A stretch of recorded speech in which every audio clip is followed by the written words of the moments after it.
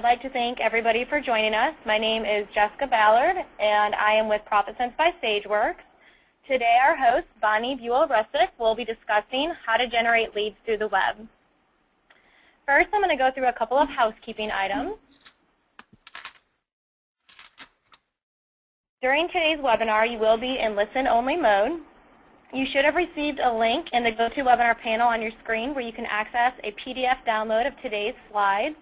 I will also be sending up a follow-up email after this webinar that will include the slides in there. I encourage you to ask questions throughout the presentation, and we'll do our best to answer these questions at the end. To ask questions, please utilize the GoToWebinar panel on your screen where you may type them in.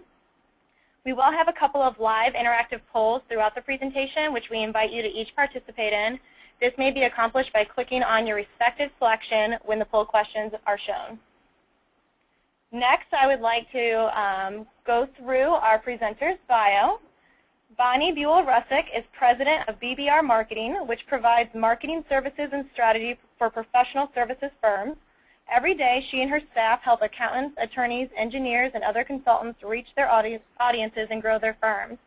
Recently named one of 2013's top 100 most influential people in accounting by Accounting Today for the second year in a row, she is an active volunteer with a number of organizations, including president of the Atlanta AIM chapter and a regular contributor to a variety of news and industry websites.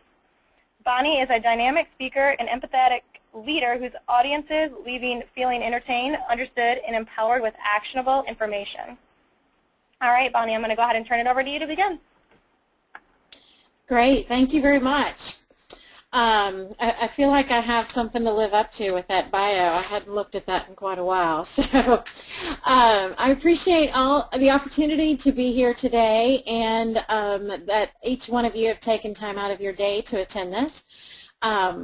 We have a tremendous amount of information to cover today, so I'm going to try and get through everything as much as possible.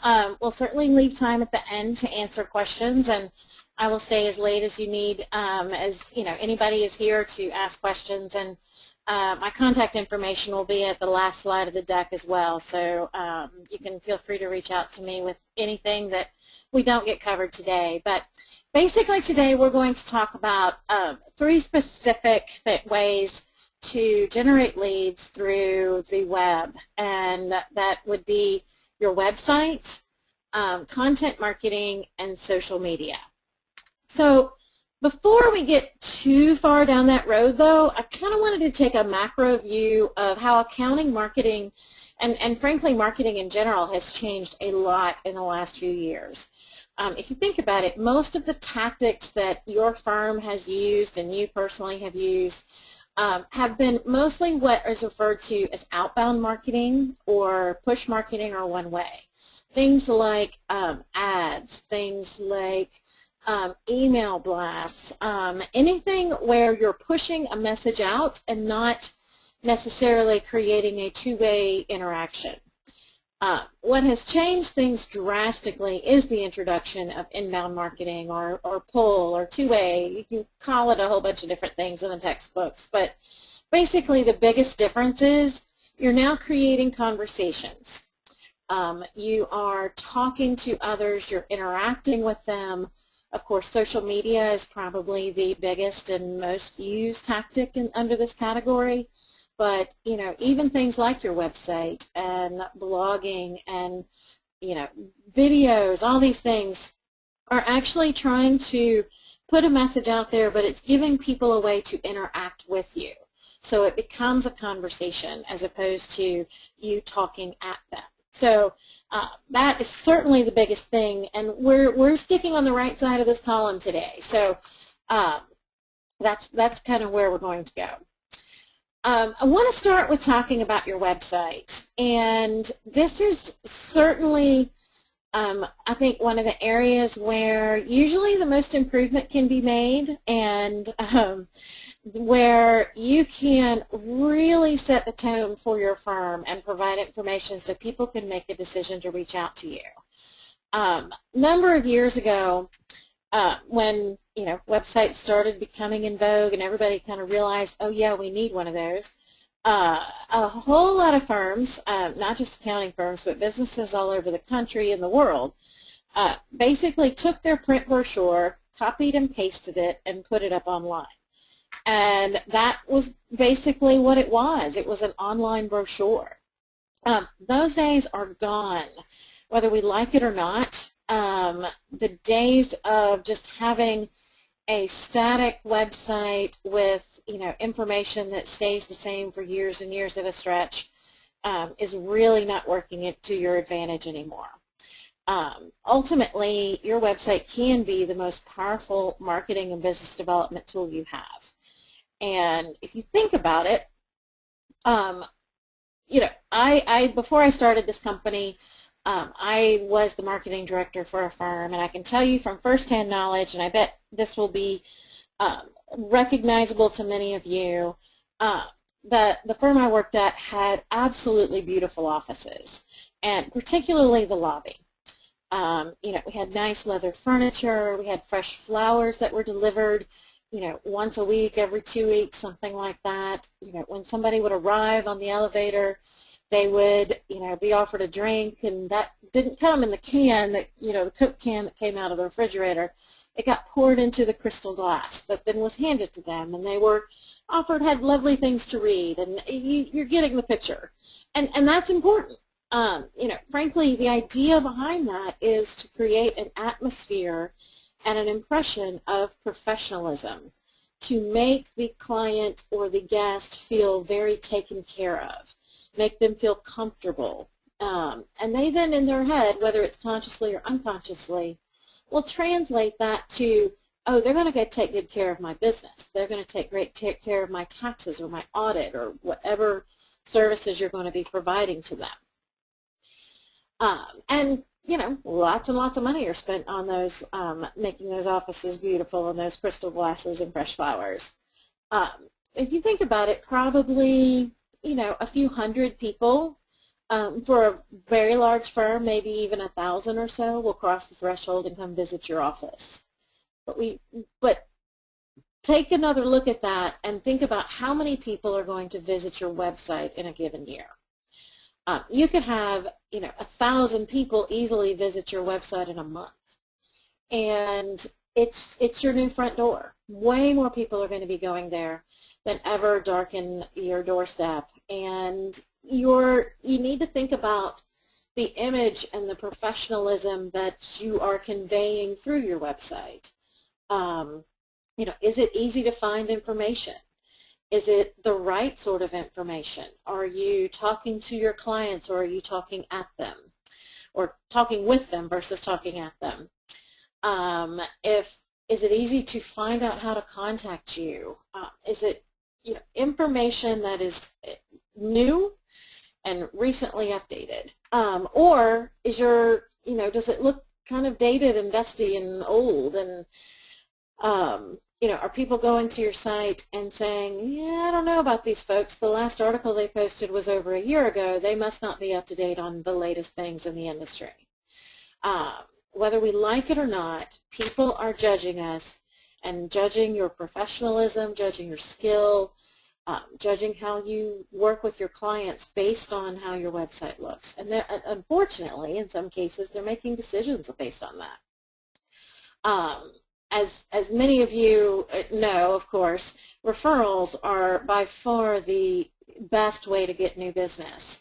But a recent article about the legal profession, which can often be extrapolated to accounting as well, shows that within the last few months, more people are looking for their services provider online first than are asking their friends for references. They're still asking their friends, but they're looking at websites and narrowing down the list there first. So that, I was really surprised to hear that, and I figure you may be surprised by that as well.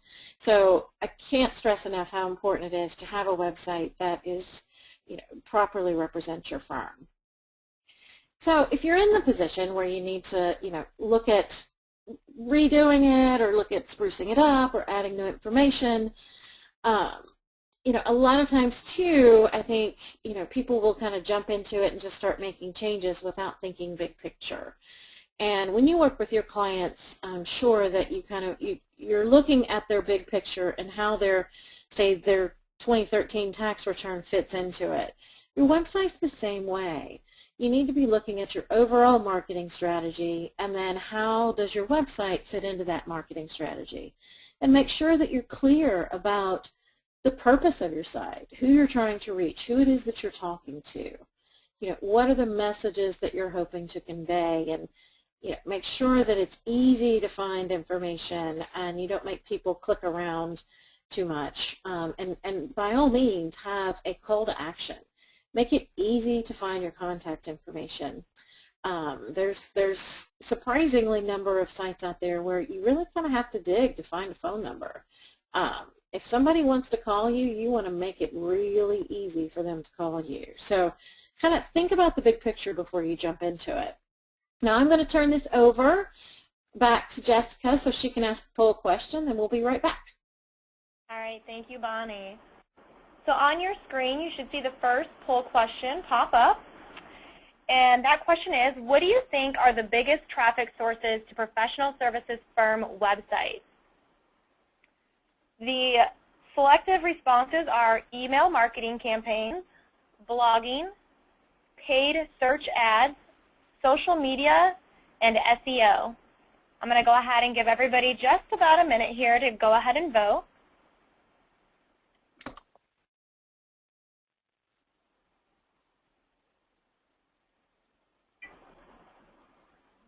All right, looks like just almost everybody has voted. I'll give it just about 10 more seconds. If you haven't voted already, please do so.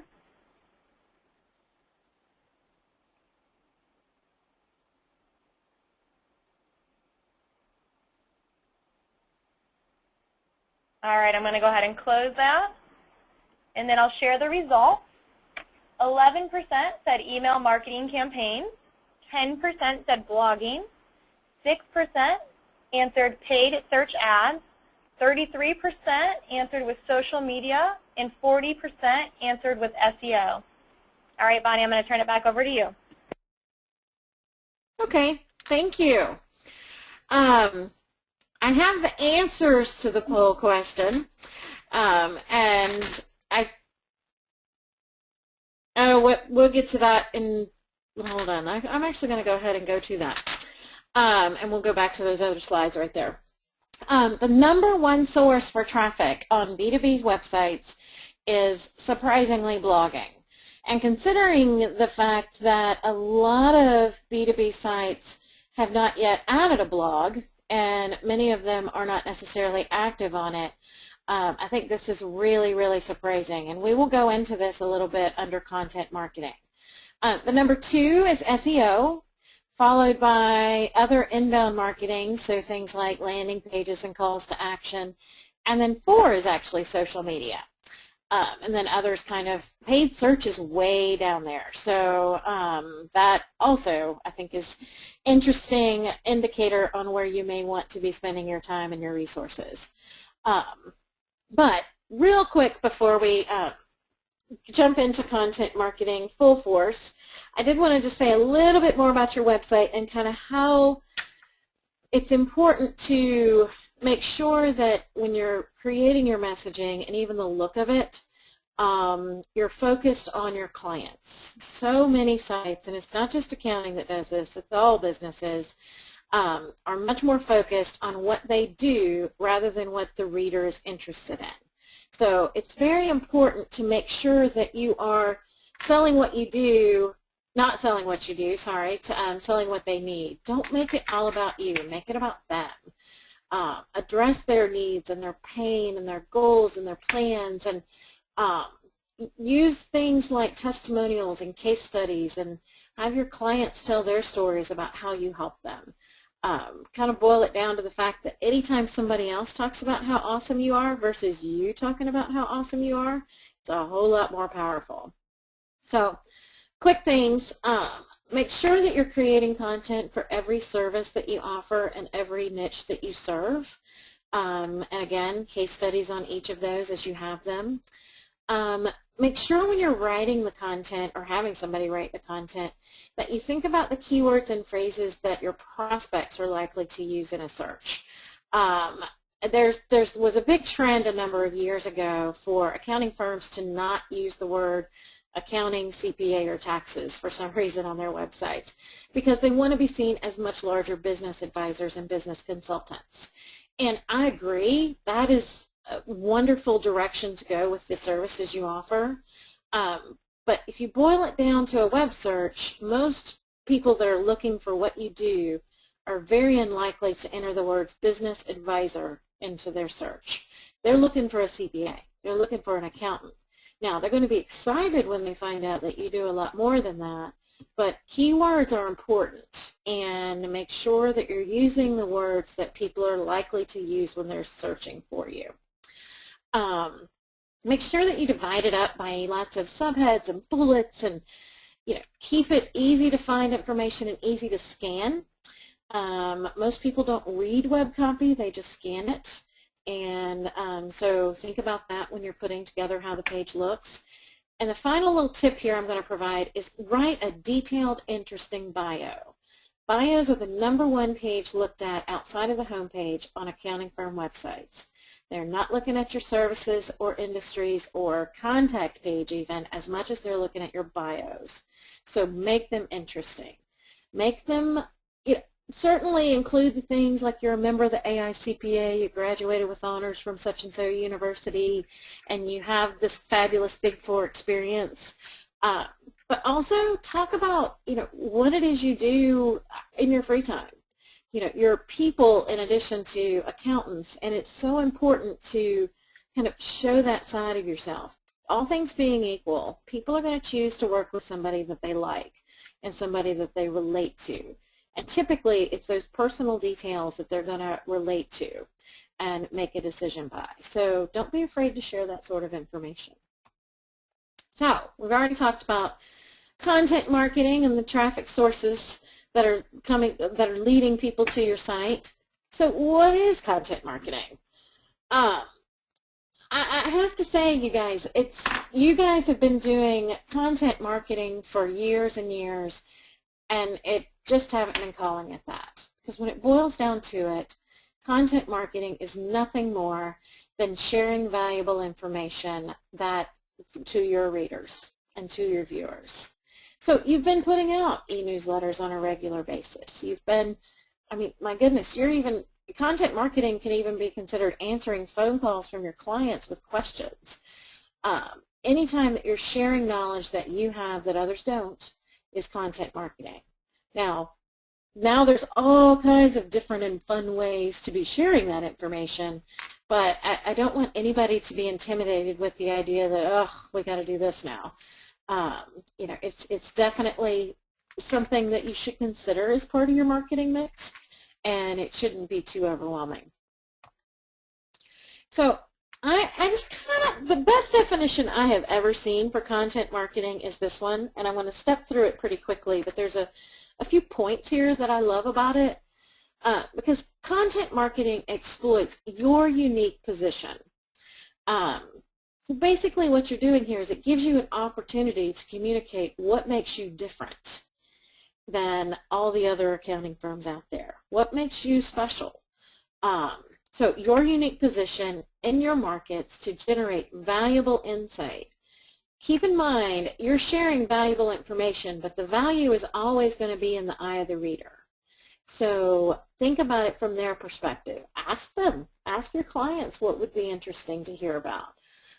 Make sure that you're providing valuable insight, but it's valuable to them. And advice.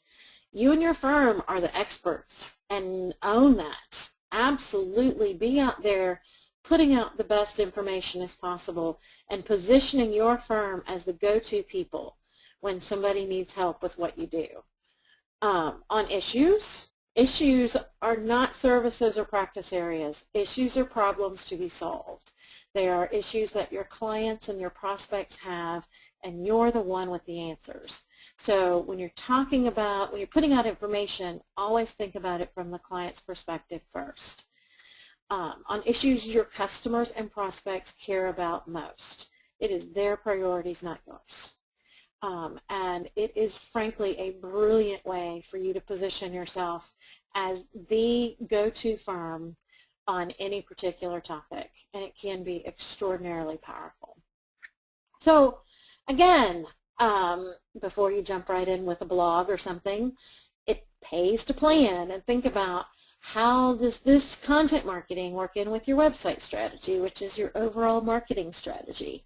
You know, who are you trying to reach? How does it integrate with the other things that you're doing?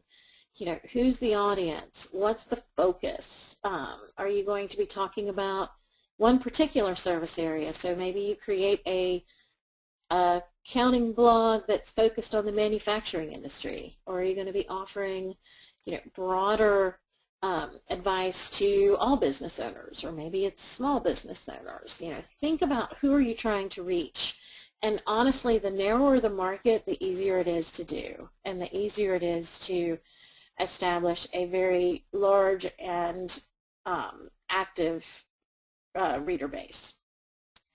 Who's going to create it, and how often are you going to post? Consistency is also very important if we're talking about blogging or videos or a lot of the different tactics. You know, it's important to have good information, but it's important to have regular information as well. Blogs develop dust on them much quicker than a lot of other things. Promotion, how are you going to get it out there? How are people going to learn that you have it? Management, how is this whole process going to be managed, and who is ultimately responsible for it? How are we going to measure it, and what do we define, what does success look like? And let's take a look at it every once in a while and see how we're doing. Now, I do want to say you can't like put up a blog and then 2 days later say, oh, nobody's found it, nobody's read it, it's a big failure. But it does pay to look at it every once in a while and make sure that, you know, what you're doing is being read and reaching the people that you want it to. So some of the benefits of content marketing I wanted to go through, the biggest one, I think, is it really can establish your firm as an information resource and you as a thought leader. I love to tell this story, and because I think it's pretty powerful. But I have a friend who owns a public relations firm in New York City, and 10 years ago, and still actually, but 10 years ago, he was really pretty well known, and you know, he's on the Today Show and various other things like that. But before anybody was even using the phrase content marketing, he wrote a book on public relations and gave away every trick of the trade. I mean, it was like, you know, the magician who told the secret of how to do his tricks. And, you know, everything that you would want to know, you could buy in this book called Full Frontal PR. And he got a lot of flack about this. I mean, other people in the industry were very unhappy with him, and the fact that he basically gave away all the information on how they do their jobs. And I remember talking to him and, you know, saying, so what was your strategy here? Because this guy doesn't do anything without thinking it through. And he said, here's the thing. He said, there are going to be those that buy the book and, you know, use it and develop a public relations strategy and implement it themselves and are very successful. He said, but there are going to be a lot more people that read the book and realize that this is a lot harder than I think. There's a whole lot more involved than I realize, and I need help with this. And who is going to be the first person they pick up the phone and call? The guy who wrote the book. So, you know, he was kind of a little bit ahead of the curve on this, and, you know, I just remember with that thinking, wow, this is brilliant. I wonder if other people will figure this out over time. Well, everybody's figured it out now. So, I mean, you should maybe set the goal of being the people that put out the information. Basically, write the book on your blog, or, you know, through video, or however you're going to do it, and be that resource. And I got to tell you, accounting is even harder than PR. So more people are going to realize that it's a pretty tough thing and that they need help. Another great benefit is that it's relationship building. It gives you an opportunity to talk directly with your readers. When people comment on there, it's wonderful to comment back, to start a conversation. It's a great way to build your brand and expose your firm and who you are to a new set of readers and potential clients. And particularly for blog posts, it is wonderful to, we're all about reusing. So take an article that you wrote for the blog, adjust it a little bit, and then pitch it to industry publications. So to be a bylined article. So for example, we worked with an agricultural firm that wrote an article on the Farm Bill a few months ago and how it was going to affect those in the Southwest where this firm is located. And we then took that and kind of made it a bit more formal and pitched it to agricultural publications in that same area. And they were so happy to have the information. It became a bylined article with his picture in this publication that, you know, is considered very well respected. It took very little additional effort for us to do that, and he got exposure to a ton of people. And it was a wonderful way to take something and reuse it. You can also guest post on other people's blogs. There's so many different things that you can do. So, you know, that's something to kind of think about as you're doing your planning. I think one of the biggest questions I get is, where will all the ideas come from? What are we going to write about, for crying out loud? And it can be a little bit challenging at the beginning, but what I have found is most folks, once they get in the mode of doing this regularly, you'll be amazed at how the ideas kind of start flowing. Typically in the shower, so have a little notepad on your bathroom counter so you can jot them down. But set up things like news alerts, do Twitter searches. We'll talk a little bit about that in a minute. Follow other good bloggers. Case studies can be great. Read your industry publications. Not necessarily just the accounting industry, but the industries that you're trying to reach, the industry niches that you serve.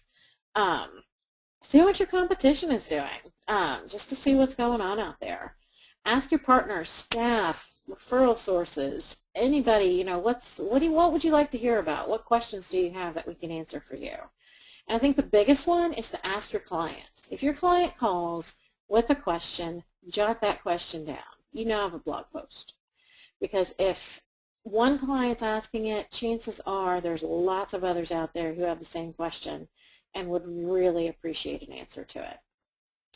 One of the other things that's kind of fun about blogging, and I've seen some firms do a really great job at this, is it doesn't always have to be serious. It doesn't have to be stuffy and formal. I mean, sometimes it's fun to just kind of throw in an interesting article. You know, these are actually images from 3 of the blog posts that we've put out there. One about our office dog, who is the beautiful black lab there on the left. We did one after the during the Super Bowl, actually. We wrote it while the lights were out in New Orleans. Oreo tweeted this image. I think it was within 10 minutes, or actually I think it was less than 10 minutes.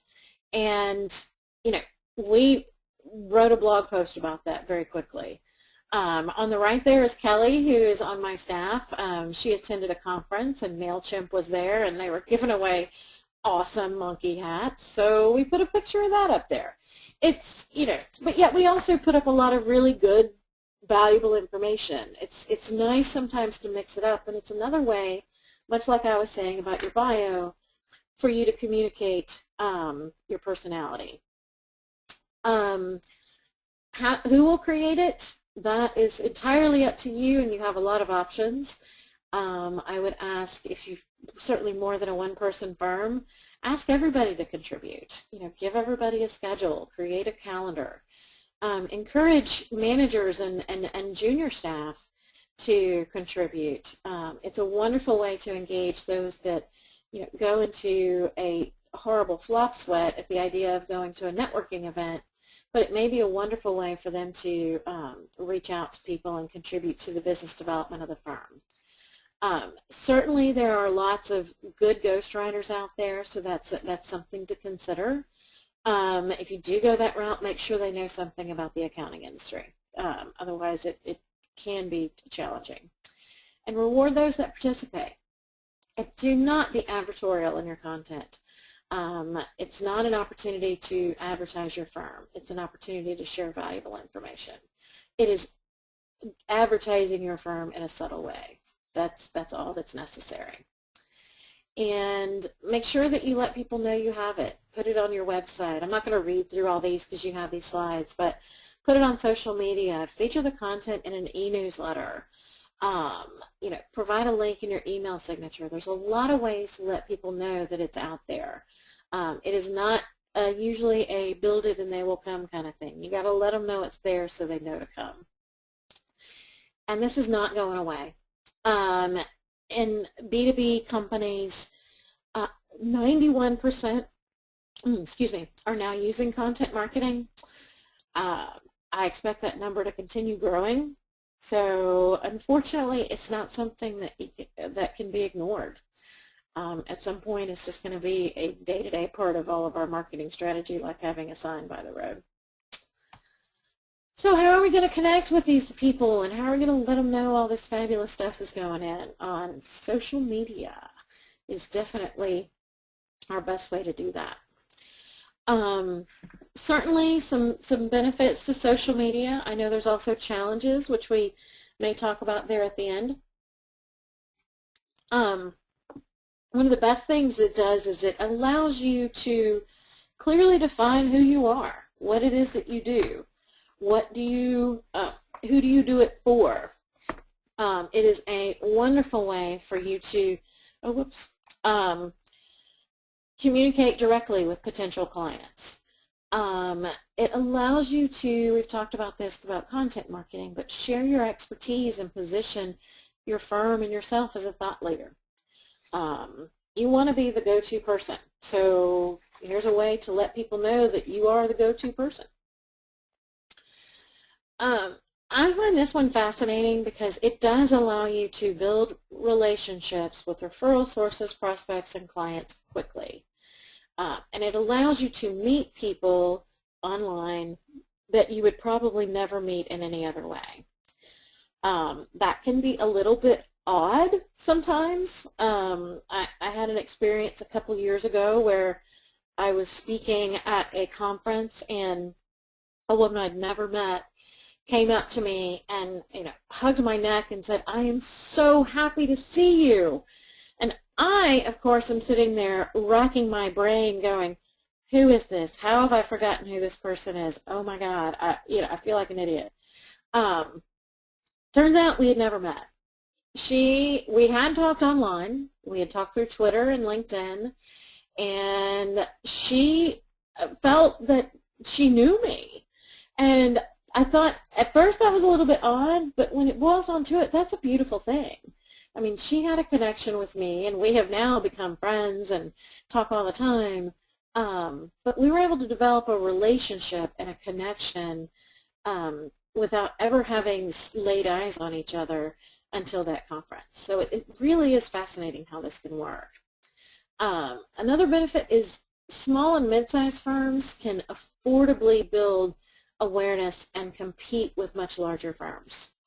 And I think this is one of the places where a lot of firms really are standing out.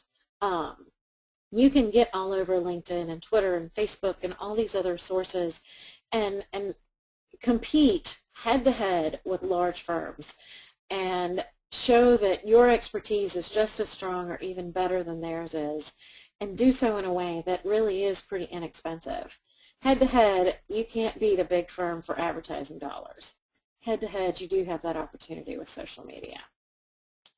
And finally, it lets you to network with others, stay on top of trends, interesting new ways to expand your business. Twitter is the big place. If you're looking for the latest breaking news, it will be on Twitter before it's on CNN. May not be accurate, but a lot of times it is. So, you know, it is definitely one of those ways that you can stay on top of things. And we have another poll question here real quick, so I'm going to hand it over to Jessica, and then we're going to finish up. All right, thank you, Bonnie. Our next poll question today is, are you actively engaged on LinkedIn? There's two options, yes or no. I'll go ahead and give everybody just a minute to respond.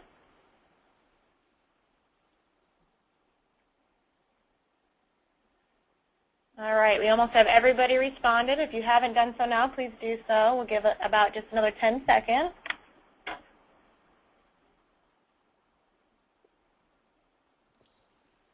All right. So as you can see here, 61% of you answered with yes, and 39% of you answered with no. Bonnie, I'm going to turn it back over to you. Okay. Well, I am really glad to hear that 61% of you guys are on LinkedIn. And I would like to encourage those of you that aren't actively involved in it to consider it. Social media can be overwhelming. And, you know, during this portion of the presentation, it is not uncommon for me to get a decent number of eye rolls. You know, like, oh, God, who cares? But honestly, LinkedIn can be one of the most powerful tools out there.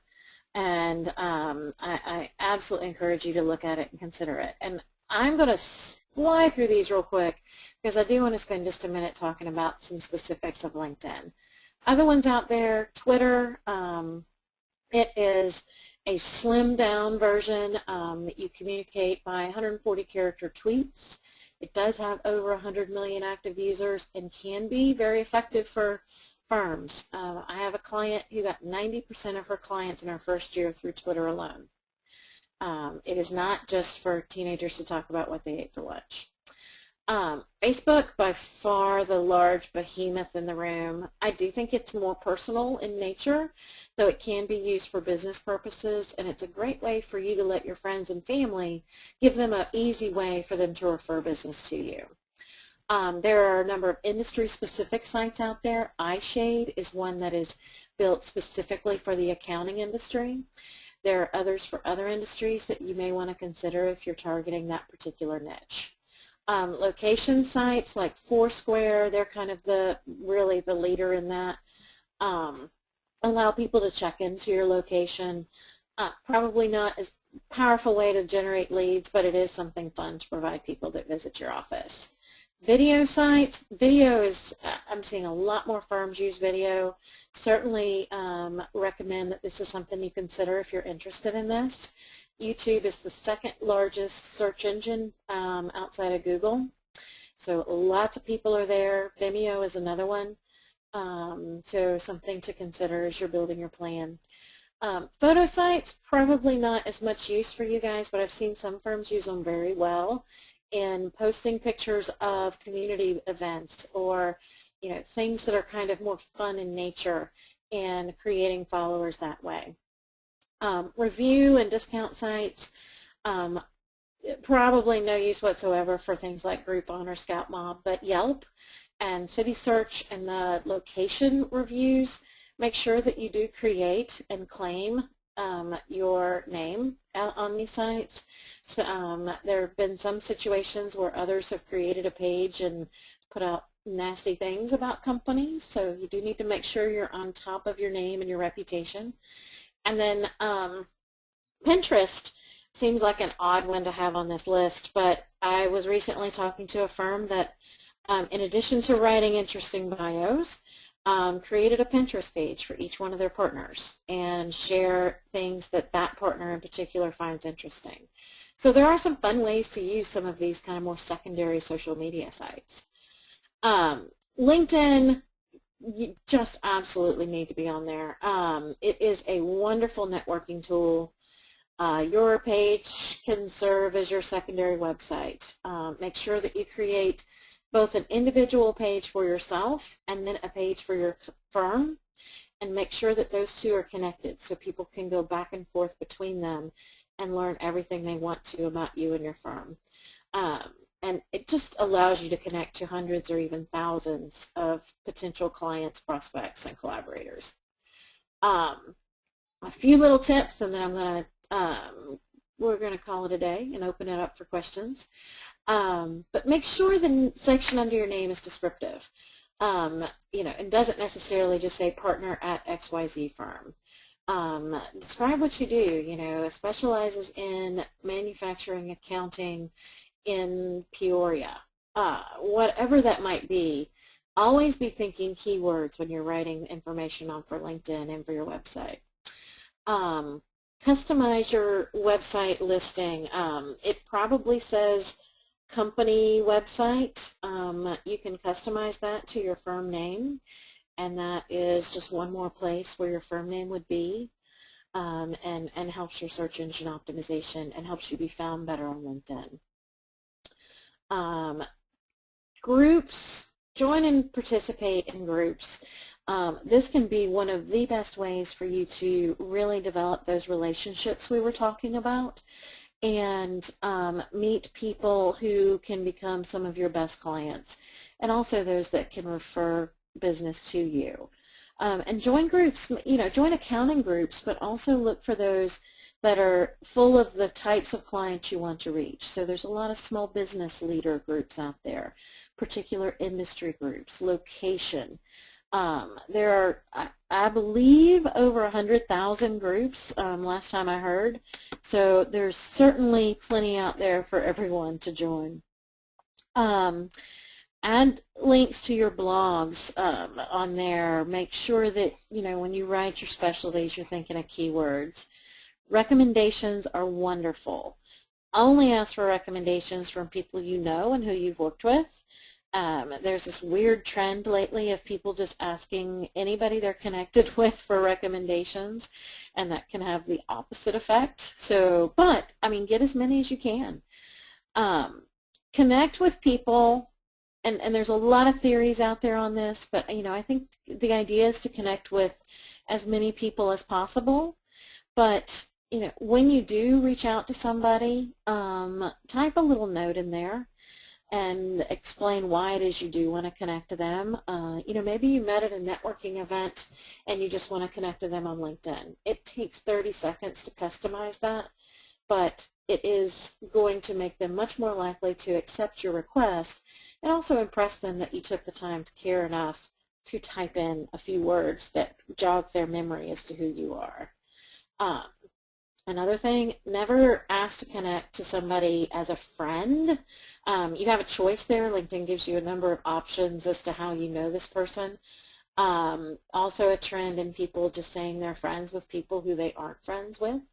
And while this may seem a little bit silly, it has a way of turning people off.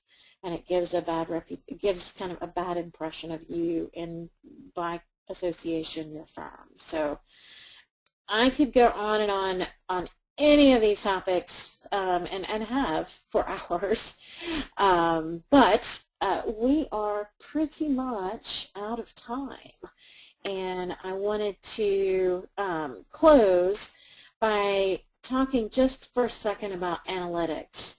And one of the beautiful things, and one of the questions that I get all the time is, okay, we're doing all this stuff, how do we measure it? And there are so many different analytics things out there. Google Analytics is free. You can have it built into your website and look at it whenever you want to, and the information in there is extraordinarily rich and powerful. There are lots of social media sites out there that Hootsuite, HOOTSUITE.com is one that allows you to aggregate all of your social media into one place, so it's easier to manage and work with and look at the, who's clicked on what's getting the biggest, view rate and those sorts of things. So as you're setting up all these things and choosing what you're going to do and all of this, make sure that you build in some sort of analytics and reporting, so that you can look at the return on investment and see what's working the best and where your time and energy should be spent. Because I think that is, otherwise, why do it? You need to know what's working and what's not. So, last poll question. I'm turning this over to Jessica, and she'll ask this one, and then we'll open it up to the floor as well. All right, thank you, Bonnie. Great presentation. We really appreciate it. I know you provided a lot of valuable content that I hope everybody are able to take at least one or two things and get it implemented into their firm. So before we go into Q&A, the last poll question that you should see on your screen would be, are you interested in learning how ProfitCents can help you with lead generation? The responses there would be yes, no, or that you're already a current customer. And we'll give it just a minute for responses.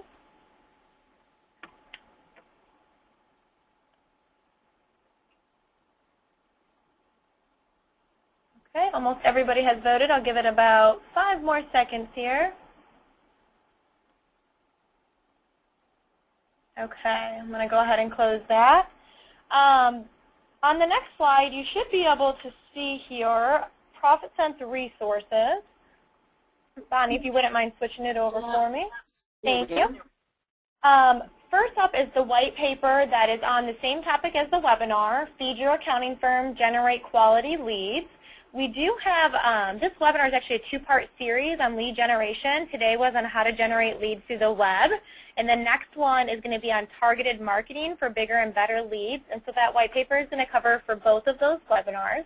We have additional white papers that you can access through the ProfitCents webinars. ProfitCents also has a LinkedIn Business Advisory Professionals group that has about over 500 members at this time, where we provide just some how-tos, poll questions, information, and then we have thought leaders and your peers that are in there providing best practices and solutions. And it's a great place to ask questions too if you're not sure how to implement something within your firm or the best approach to take with a prospect or a customer. And the last link there is on the free industry data that ProfitCents provides out for business client benchmarking. It is just our most basic report that includes 16 metrics. It doesn't drop down into any type of regions or to revenue size, but it's just something that shows you a little bit about our data to help you see a little bit about what ProfitCents has to offer. So on the next slide is going to be Bonnie's contact information, and then she also is going to provide some links to each of her social media outlets.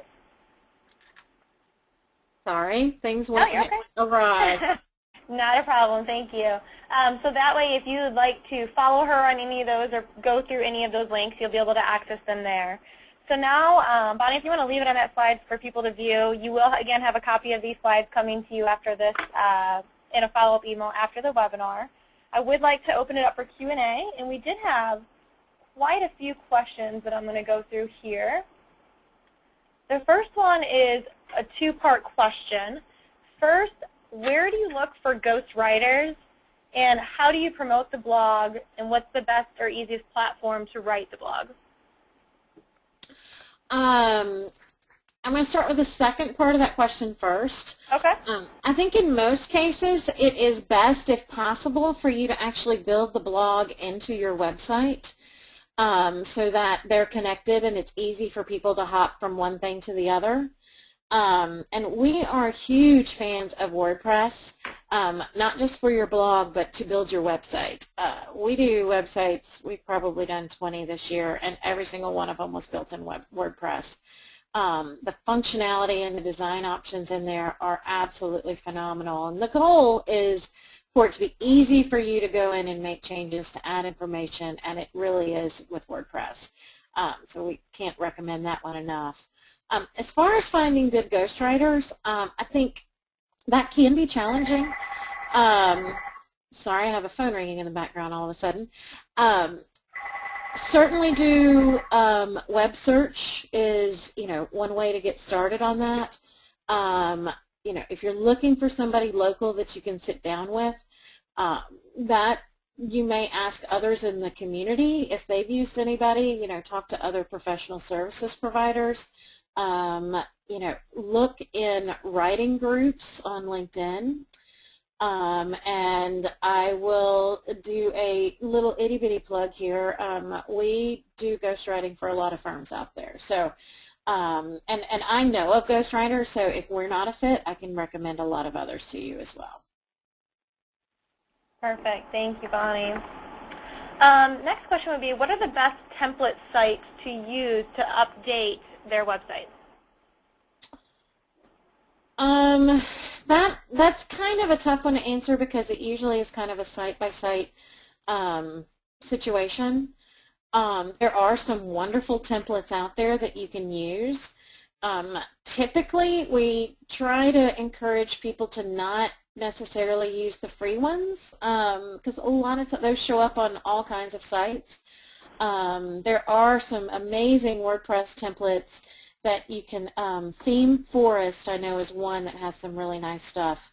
And you can get a whole theme for like under $100. That's pretty amazing. I mean, all our sites are custom, but yeah, I would, Woo Themes is another one, WOOTHEMES, has some really nice templates that you can use too. But whoever asked that, if you want to send me a note, I can probably send you more information via email. Okay, thank you. Let's see here. How often should we make updates to our social media site? There's all kinds of opinions out there about this, but I think if we're talking about a blog, you should have something up there at least once a month. More than that if possible, but once a month is considered, certainly acceptable.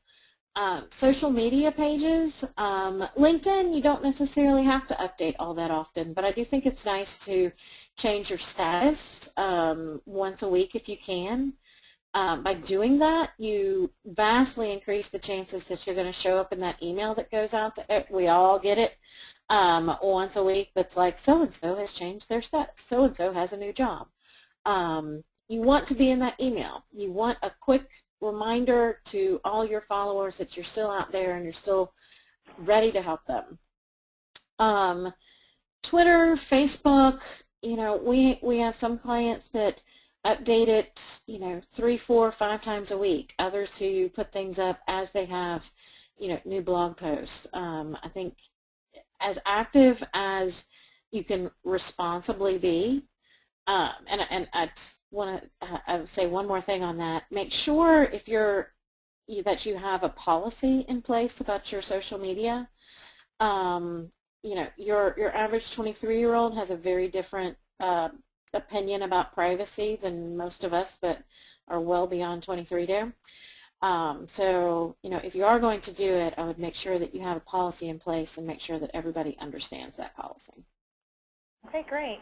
So you spoke a little bit about the frequency of blog posts being at least once a month, but what is the recommendation for frequency of blog posts, and like how much is too much? And then is it different per industry? For example, like would an IT blog require more frequent updates than a different industry? I think if you are in an industry that is targeting the more a B2C, a more business to consumer industry, people expect you to have more frequent posts. Again, it kind of depends on what you can reasonably do. I can tell you though, and I didn't have that slide in this deck, typically your chances of converting a reader to a customer if you're putting up a blog once a month is somewhere around 35 to 40%. If you're doing it once a week, that jumps to 75. So it definitely does increase your chances of turning readers into clients, and the more frequently that you can do it, the better. Though I will say you want to make sure that it's good information. If you're just throwing stuff up to throw stuff up and it's not valuable, you can actually hurt yourself more than help. Okay. What is the most difficult challenge that you see CPAs and accountants having today with marketing in a rough economy? I think it's the fact that they suddenly feel like they have to market at all. And a lot of firms, and beautifully so, grew at a wonderful 10, 12, 15% rate for years and years and years with nothing more than the brochure website and the holiday card once a year and sending out the organizers. And then just the networking and everything that they were doing, it was beautiful. The dip in the economy, and dip is probably understating that a lot, suddenly accounting became a competitive industry.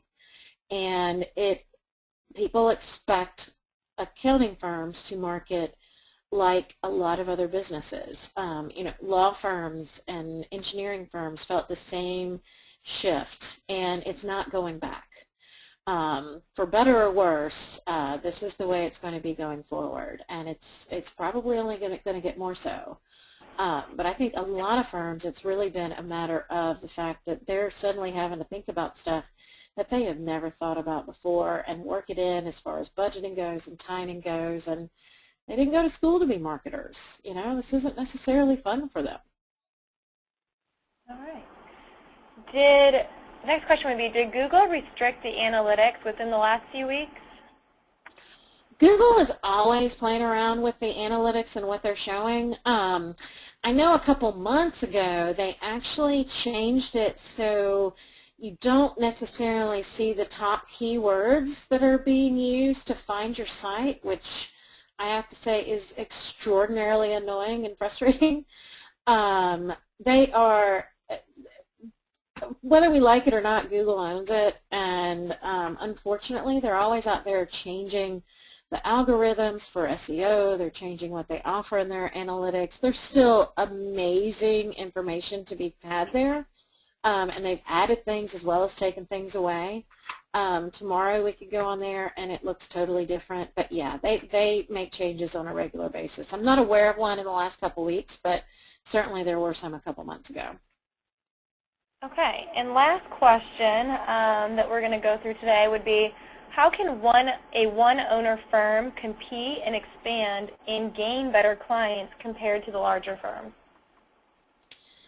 I think there are a lot of things that play into that, but I think one of the biggest things is figuring out your differentiators, and this applies super broad to marketing, but what is it that makes you different? That's kind of our mantra, and you can be as great as you want to be, and as you can be way better than every other firm out there, but great is really hard to sell. Different is something that you can market. So find out figure out, and this is hard, I will tell you this is probably one of the hardest exercises we do with firms, is figure out what it is that makes you different. What do you bring to the table that no one else can? And it might be, as a smaller firm, that much more personal touch. It might be that you spend more time one-on-one with those clients, or more time on each return, or they don't have to worry about meeting with somebody different every year. Figure out your differentiator and then market that. Make that the central component of everything that you put out there, and go after the types of clients that are going to appreciate that differentiator. And this is a question that, frankly, we've talked about for hours and hours and hours, but that would be my quick piece of advice. So I hope that's helpful. Awesome. Thank you, Bonnie. Well, again, I'd like to thank everybody for joining, and I'd like to thank Bonnie for your presentation today. It was really great. So you guys, everybody that's on, you will be receiving an email from me that will include a recording of today's webinar that you can refer back to or share with any other members in your firm. You're also going to get a copy of today's slides and then the white paper that we discussed earlier on lead generation. You're also going to be receiving a second email from me tomorrow for part 2 of our webinar series.